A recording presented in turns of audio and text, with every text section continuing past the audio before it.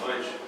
Eu queria rapidamente dirigir a igreja, especialmente ao nome do pastor Augusto Braga do Conselho, agradecendo pelo privilégio que me concederam de estar com os irmãos aqui esse final de semana, juntamente com minha família. Muito agradecido mesmo, de coração, pela receptividade, né? A receptividade é só um detalhe, porque a cidade por si só já é extremamente agradável, né? Muito obrigado mesmo pela alegria de nos receber. Também, dirigindo a igreja, pela gratidão aos irmãos nos dias difíceis que passamos com a nossa família. Temos ouvido e sempre o pastor Augusto ligava perguntando sobre como se encontrava a minha esposa, né? E sei que os irmãos oraram intensamente nesses dias. E o Senhor tem sido gracioso para conosco. Eu quero aqui, muito agradecer com toda a sinceridade ao cuidado dos irmãos para com a nossa casa, agradecer a Deus por suas orações, rogar ao Senhor que os abençoe grandemente também. Eu quero convidar os irmãos a abrir a palavra de Deus no livro de Levítico, no capítulo 16 especificamente. Levítico 16.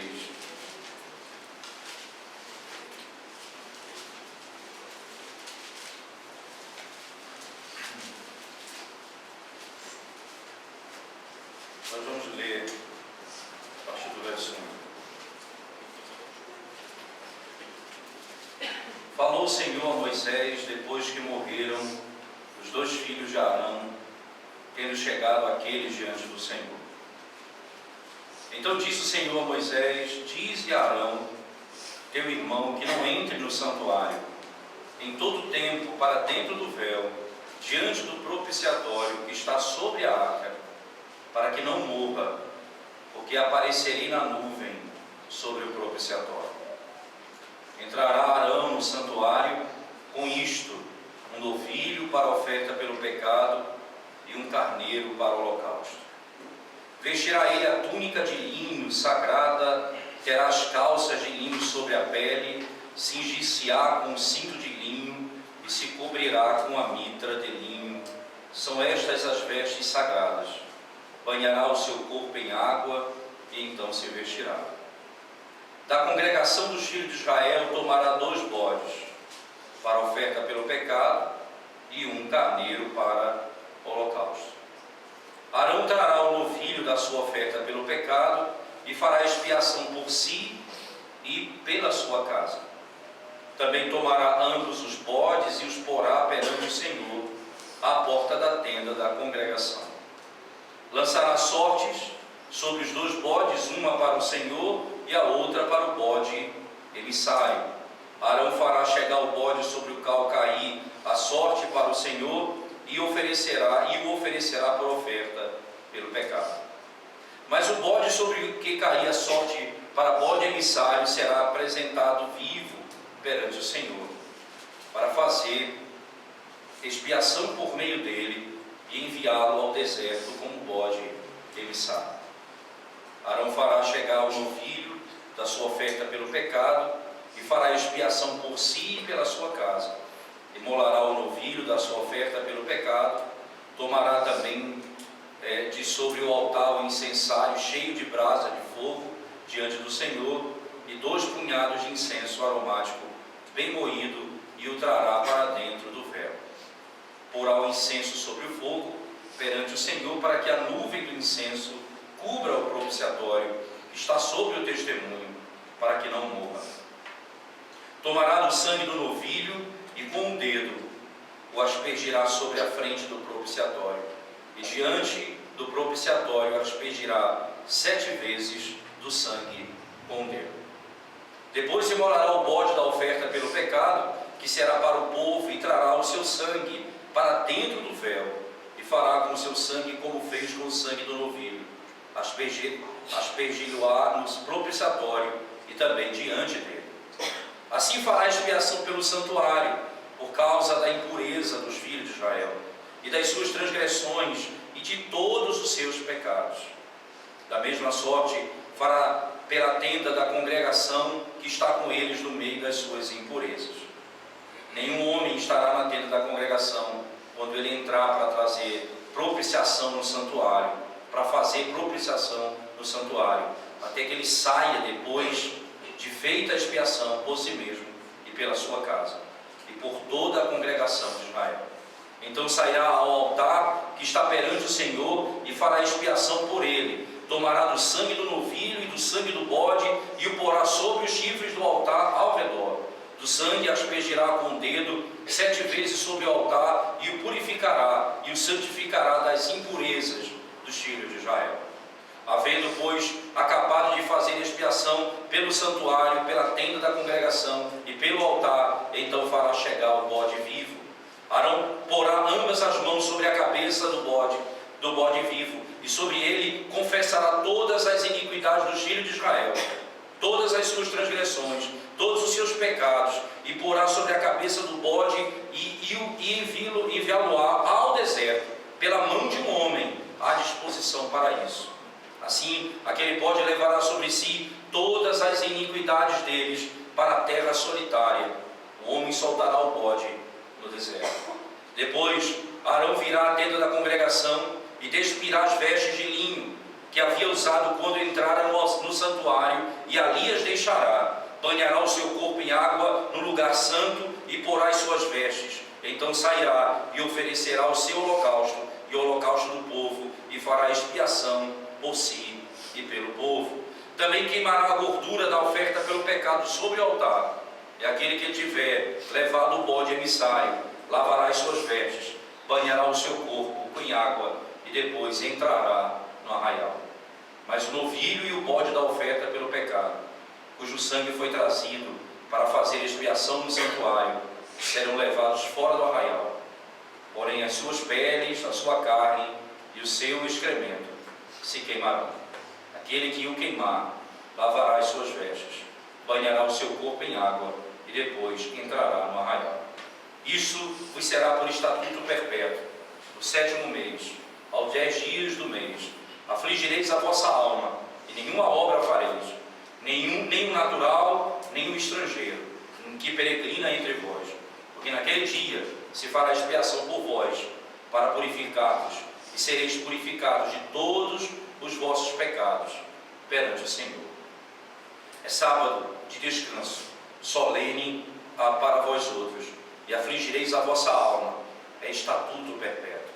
Quem for ungido e consagrado para oficiar como sacerdote no lugar de seu pai, fará expiação, havendo posto as vestes de linho, as vestes santas. Fará expiação pelo santuário, pela tenda da congregação e pelo altar. Também o fará pelos sacerdotes e por todo o povo da congregação. Isso vos será por estatuto perpétuo, para fazer expiação uma vez por ano pelos filhos de Israel, por causa dos seus pecados. E fez Arão como o Senhor ordenara a Moisés. Amém. Na tua presença, Senhor, mais uma vez nos encontramos para ouvir a tua voz. Fala conosco nessa noite, desvenda os nossos olhos, glorifica o teu Filho, edifica a tua igreja, ó Deus, traz salvação ao nosso meio. Em nome de Jesus nós oramos. Amém.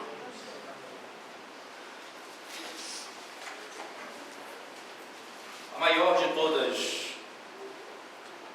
as dificuldades de qualquer homem, em qualquer época da história, está associada exatamente a esse princípio. Como eu posso me aproximar de Deus sem ser destruído? Como um homem pecador, iníquo, culpado, pode se aproximar diante do Deus Santíssimo sem ser consumido pelo fogo? Esse conceito, não é a característica central da teologia bíblica. Ora, nenhuma teologia ela pode ser feita se não tentar ir buscar a luz da Escritura e responder o maior dilema da humanidade. Nós vamos nos encontrar com o Senhor, nosso Deus. E como poderemos sobreviver a esse encontro? A Escritura, no capítulo 16 do livro de Levítico, irmãos, ela descreve um momento importante na revelação. Perceba que ela faz menção ao que aconteceu no capítulo 10 do livro de Levítico, a morte de Nadab e Abiú. Perceba que o texto começa dizendo: falou o Senhor a Moisés depois que morreram os 2 filhos de Arão. Veja que o dia da expiação começa com essa informação, trazendo ainda aquilo que feria o coração de Arão por ter visto os seus 2 filhos mortos no dia da inauguração do seu ministério, quando eles se prepararam para o ministério, no dia da sua ordenação, foram ordenados ao ministério. No seu primeiro sermão, quando ele estava pregando a palavra, eles foram fulminados diante de Deus. Foi exatamente assim. Seus 2 filhos, no dia exato da sua primeira ministração, morreram diante de Deus, consumidos pelo fogo que veio do próprio Deus. Arão tinha uma angústia no seu coração, temia fazer algo que pudesse desagradar a Deus. E Deus então se dirige da seguinte forma, no verso 2 do capítulo 16. Não feche sua Bíblia, por favor. Então disse o Senhor a Moisés: dize a Arão, teu irmão, que não entre no santuário. Não entre no santuário em todo o tempo, para dentro do véu, diante do propiciatório que está sobre a arca, para que não morra. Diga a Arão que não entre no santuário.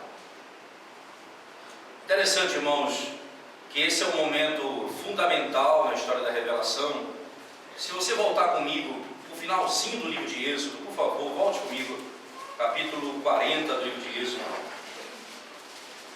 quando encerra a última narrativa do livro de Êxodo, no capítulo 40, do verso 34 em diante, diz assim: então a nuvem cobria a tenda da congregação, e a glória do Senhor encheu o tabernáculo.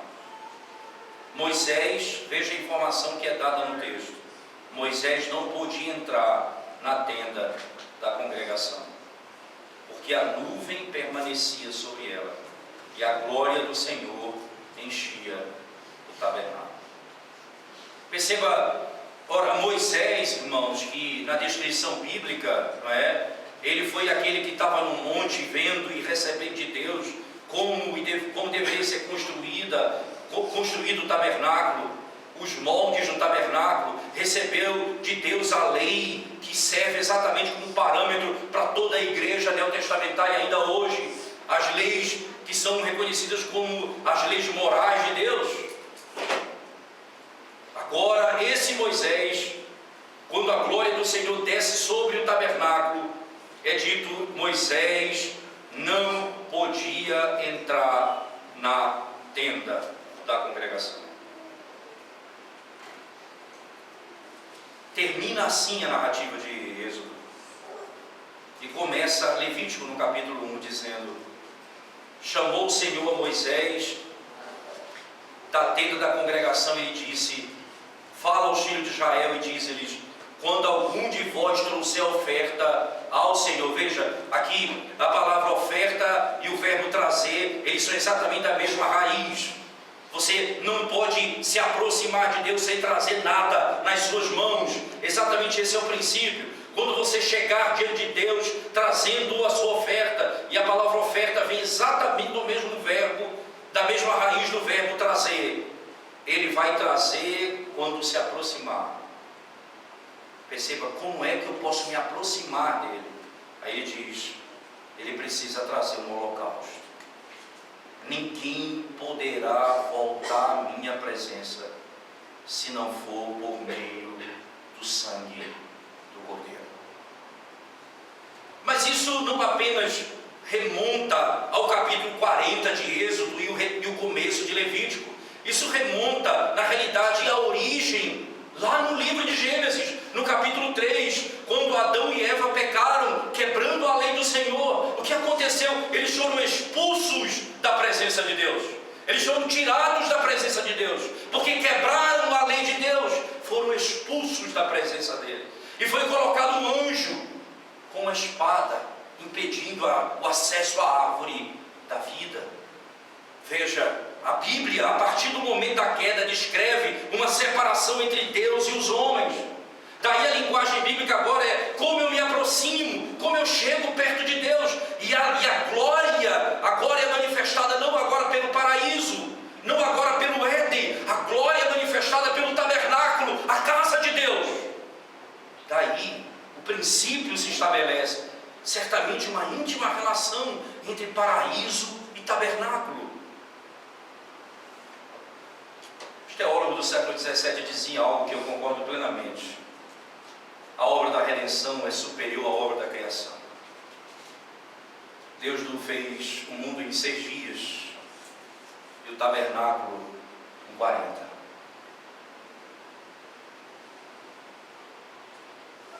Refazer o mundo, reconstruir,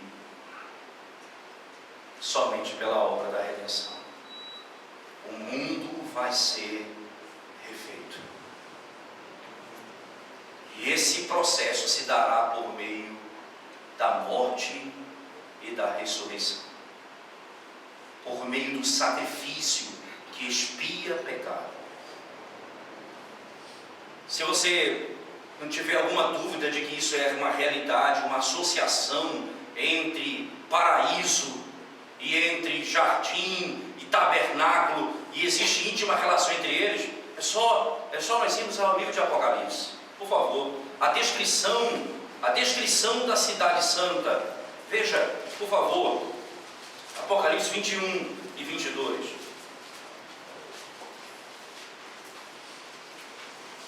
Verso 20, capítulo 21 em diante diz assim: vi novo céu e nova terra, pois o primeiro céu e a primeira terra passaram e o mar já não existe. Vi também a cidade santa, a nova Jerusalém, que descia do céu da parte de Deus, ataviada como noiva adornada para o seu esposo. Então ouvi grande voz vinda do trono dizendo: eis o tabernáculo de Deus com os homens. Deus habitará com eles. Eles serão um povo de Deus, e Deus mesmo estará com eles. Ele lhes enxugará dos olhos toda lágrima, e a morte já não existirá, já não haverá luto, nem pranto, nem dor, porque as primeiras coisas passaram. Veja, há uma associação.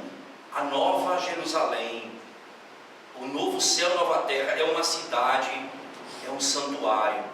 Mas veja o verso 9 do capítulo 21 ainda, por favor. Desculpa, capítulo 22, agora de Apocalipse, não é? Por favor. Capítulo 22, que ainda é a descrição da mesma verdade. Então, verso 1, então me mostrou o rio da água da vida, brilhante como cristal, que sai do trono de Deus e do Cordeiro. No meio da sua praça, de uma outra margem do rio, está uma árvore da vida, que produz 12 frutos, dando o seu fruto de mês em mês, e as folhas da árvore são para a cura dos povos. Veja, agora, essa cidade, ela é descrita como jardim do Éden. Tem uma árvore no meio dela, chamada árvore da vida. Essa, no primeiro momento, é um tabernáculo, no segundo momento, é um jardim. E você então vai entender, eles foram expulsos da presença de Deus, e foram lançados para fora, diante de Deus. Agora, como poderão voltar? Como poderão se aproximar de Deus? Quebraram a sua lei, quebraram o seu mandamento. Como alguém se atreverá? Como se alguém se atreve a chegar diante do Deus Altíssimo? O que trazes nas tuas mãos?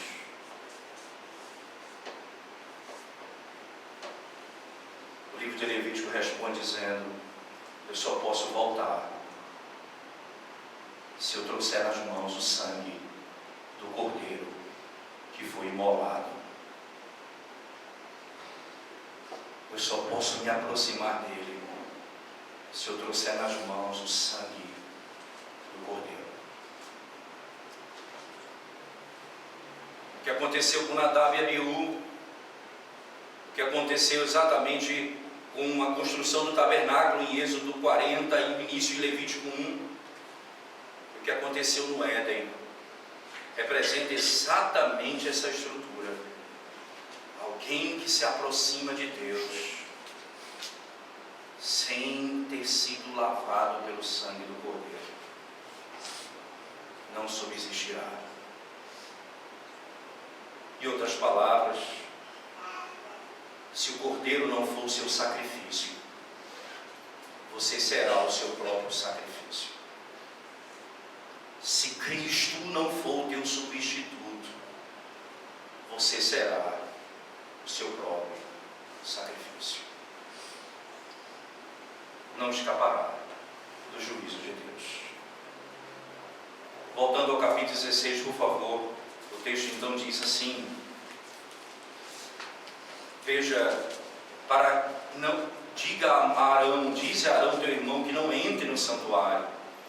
Veja, que não volte para o paraíso, que não volte para o Éden, que não volte para a cidade santa, que não volte para a minha presença. Exatamente a ideia. Não volte para o santuário. Diga a ele que não entre no santuário. Diante, em todo o tempo, para dentro do véu, diante do propiciatório que está sobre a arca, para que não morra. Porque aparecerei na nuvem sobre o propiciatório. Como é que ele vai se apresentar? Verso 3: entrará Arão no santuário com isto. E aqui ele descreve: um novilho pela oferta, para a oferta pelo pecado, e um carneiro para o holocausto. Como ele entrará? Com um novilho e com um carneiro. A revelação bíblica, como nós sabemos, irmãos, ela é progressiva, ela é orgânica, isto é, nós não estamos aqui falando de que o sistema sacrificial do Antigo Testamento era eficiente em si mesmo, até porque ele era temporário, ele tinha limite, ele apontava para algo superior. Uma vez que se repetia anualmente o capítulo 16, uma vez que o cordeiro era morto todo ano nesse dia da expiação, fora os outros sacrifícios, de manhã e de tarde, diariamente eram mortos os animais, aponta para o fato de que eles não eram perfeitos em si, eles necessitavam de algo superior. Isso também separa Deus dos outros deuses. Veja, os outros deuses pedem comida para si, então eles levam comida para ele comer, ou ele precisa de animais, de sangue de animais. O nosso Deus não precisa disso. Mas o que ele precisa? Só para que fique claro, para que não haja confusão na sua mente, imaginando que o nosso Deus se compara aos deuses pagãos. Veja como o próprio salmista descreve essa verdade. Salmo 50, por favor, abra sua Bíblia comigo. Salmo 50. Veja o que diz o Salmo.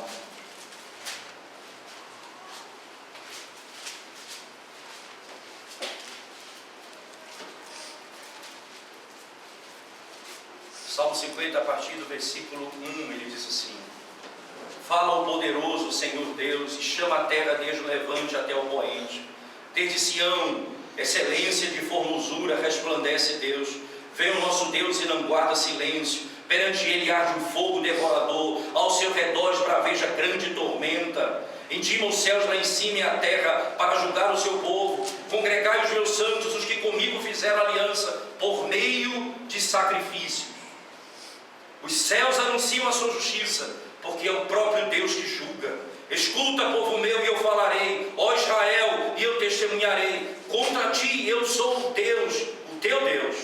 Não te repreendo pelos teus sacrifícios, nem pelos teus holocaustos, continuamente perante mim. De tua casa não aceitarei novilhos nem bodes, dos teus apriscos, pois são meus todos os animais do bosque, e as alimárias aos milhares sobre as montanhas. Conheço todas as aves dos montes, e são meus todos os animais que pululam no campo. Se eu tivesse fome, não tu diria, pois o mundo é meu, e quanto nele se contém. Acaso como eu carne de touros, ou bebo sangue de cabritos? Oferece a Deus sacrifícios de ação de graças e cumpre os teus votos para com o Altíssimo. Invoca-me no dia da angústia, eu te livrarei e tu me glorificarás. Perceba, a linguagem bíblica é: ora, não pense em você que você está me oferecendo algo porque eu preciso disso. Isso é apenas uma sombra da glória do Evangelho. Isso é apenas uma sombra do sumo sacerdote que virá. Isso é apenas uma sombra do sangue do Cordeiro que será derramado de uma vez por todas. Que o Senhor olha para Israel e diz: se eu tivesse fome, eu te pediria alguma coisa. Eu sou dono de todas as coisas. Todos os animais são meus. A comida é minha. Os animais que andam no campo são meus. Acaso eu necessito de algo das tuas mãos? Não me ofereça nada como se eu precisasse de algo. Entenda que você precisa ser justificado. Não eu preciso de alimento. O que está sendo estabelecido aqui é: você precisa entender que sem derramamento de sangue não há remissão de pecado. E agora o Senhor ordena a Arão: veste a tua vestimenta e prepara-te para entrar no santuário. Interessante que no verso 4, irmãos, até o verso 5, ele vestirá ele a túnica de linho sagrada, terá as calças de linho sobre a pele, cingir-se-á com cinto de linho. Mas isso aqui é tudo a vestimenta para fazer aquela obra específica dos sacrifícios. Não é a roupa gloriosa do sacerdote, não. Ele ainda não vestiu a roupa gloriosa do sacerdote. Ele veste a roupa mais simples que ele tem, para botar a mão na massa. Verso 24 do capítulo 16: banhará o seu corpo em água no lugar santo e porá as suas vestes. Depois que ele terminar, então ele sai e veste a sua vestimenta sacerdotal. Isso nos faz lembrar exatamente aquilo que aconteceu com o nosso Senhor. Ele, sendo Deus, não usurpou ser igual a Deus, mas vestiu uma vestimenta, se tornou homem como nós, sendo obediente até a morte e morte de cruz. E quando terminou sua obra, foi-lhe dado uma roupa gloriosa e a vestimenta gloriosa. Foi-lhe dado um nome que está acima de todo nome. Toda língua, todo joelho se dobrará, toda língua confessará. Exatamente por essa simples imagem do sacerdote que se veste e que depois tira a roupa e veste a roupa que é do sacerdote depois de cumprida o seu papel, a sua função.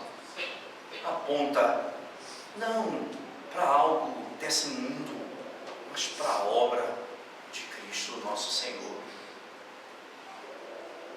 Para que você seja recebido na minha presença, você precisa trazer o sangue do Cordeiro nas mãos. Há uma diferença tão grande entre Arão e Cristo, entre o sacerdote e Cristo, entre a oferta e Cristo. Eu posso dizer isso a vocês de antemão: é complexo e profundo demais a obra de Cristo. É tão complexo e tão profunda a obra de Cristo, que para poder explicar isso, vários personagens são usados, e todos diferentes, e todos representam Cristo. O Cordeiro, o bode que vai ser o emissário, o bode que é morto, o Cordeiro que é imolado, o sumo sacerdote, a vestimenta, o altar, tudo representa Cristo. Para poder explicar a obra dele, ele é o Cordeiro, ele é o sumo sacerdote, ele é o Cordeiro que deu a vida pelo seu povo, ele é o tabernáculo de Deus que habita no nosso meio. Você entende o que está acontecendo aqui, irmãos? que você se aproxime de Deus, você precisa somente de Cristo. Todos esses personagens é para apontar para uma verdade: Cristo é tudo em todos. Eu não preciso de um sacrifício, de um sacerdote e de um tabernáculo. Eu preciso de Cristo, porque tudo isso revela a gloriosa obra dele. Tudo isso revela a sua obra gloriosa. Agora, depois de vestido a sua vestimenta para começar o seu trabalho, ele traz o novilho para oferta pelo pecado, e ele pega os bodes que foram escolhidos para fazer expiação por ele e por sua casa. Lembre-se disso. Essa é a diferença que Hebreus vai estabelecer entre Cristo e o sacerdócio de Arão. É que Arão tinha que oferecer sacrifício pelos seus próprios pecados. Cristo não ofereceu sacrifício, porque ele nunca cometeu pecado. Somente pode morrer pelos meus pecados aquele que não precisava morrer pelos seus próprios pecados. É por isso que nenhum de nós pode morrer por ninguém, porque antes de morrer por alguém, eu preciso morrer pelos meus próprios pecados. Somente Cristo poderia fazê-lo. A glória dessa obra se revela na perspectiva do perdão e do sacrifício que apazigua a Deus. Um bode, era imolado, o outro, o sumo sacerdote colocava as duas mãos na cabeça dele. Para quê? Para que isso, irmãos, exatamente? Venha, por favor, comigo, volte comigo, veja no capítulo 16 ainda, por favor. Veja aqui no verso 13, ele diz: porá o incenso sobre o fogo perante o Senhor, para que a nuvem do incenso cubra o propiciatório que está sobre o testemunho, para que não morra. Agora, especificamente no versículo 20 do mesmo capítulo: havendo, pois, acabado de fazer expiação pelo santuário, pela tenda da congregação e pelo altar, então fará chegar o bode vivo. Arão porá ambas as mãos sobre a cabeça do bode vivo, e sobre ele confessará todas as iniquidades dos filhos de Israel, todas as suas transgressões e todos os seus pecados, e os porá sobre a cabeça do bode, enviá-lo-á ao deserto pela mão de um homem à disposição para isso. Por que o verso 13 tem conexão com esse texto? A nuvem do incenso vai cobrir o propiciatório, que está sobre o testemunho. Agora veja: para que não morra, de novo a mesma expressão, como começa o capítulo 16, para que ele não morra.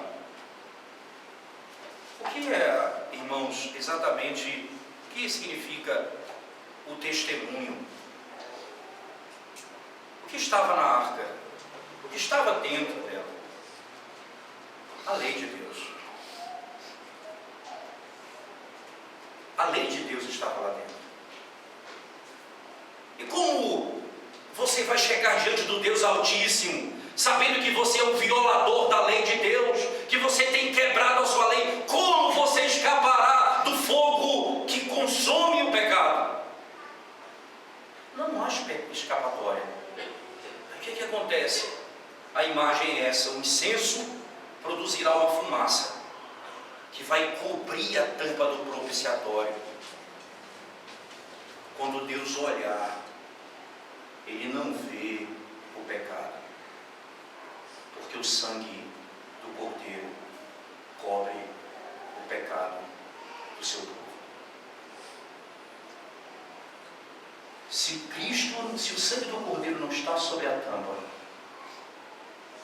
Deus olha e vê violadores da lei de Deus. Aqui está o testemunho contra vós. Vocês têm quebrado a minha lei. E não há inocente diante de Deus. Só não vai morrer aquele por quem Cristo cobrir com seu sangue. há esperança para ninguém, sendo nós violadores da lei do Senhor. Porque que confissão de pecado é essa? Que é transgressão? O que é iniquidade, senão a quebra da lei de Deus? Como é que você confessa o pecado como ele está confessando aqui? Então ele chega, põe a mão sobre o animal e lança ele, confessando os seus pecados, o pecado de todo o povo, dizendo: perdoa o povo, porque pecou contra ti, porque quebrou tua lei. E ali o Senhor então purifica o povo de todo o pecado. O sangue do Cordeiro que é derramado sobre a tampa do propiciatório. O bode que foge com os meus pecados. Tudo isso se resume na gloriosa obra de Cristo. O Antigo Testamento escreve assim: dos teus pecados eu jamais me lembrarei.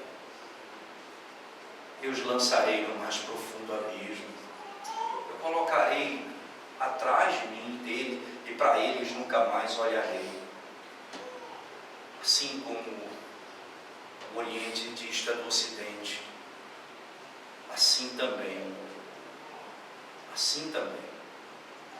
eu não me lembrarei dos seus pecados.